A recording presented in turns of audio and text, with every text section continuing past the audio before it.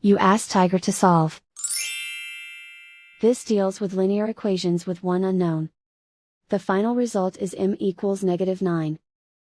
Let's solve it step by step. Simplify the expression. Expand the parentheses.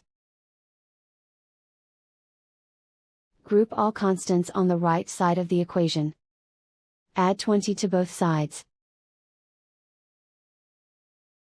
Simplify the arithmetic.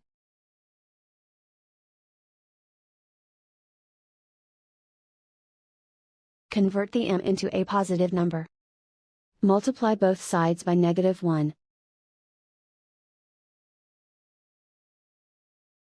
Remove the ones. Simplify the arithmetic.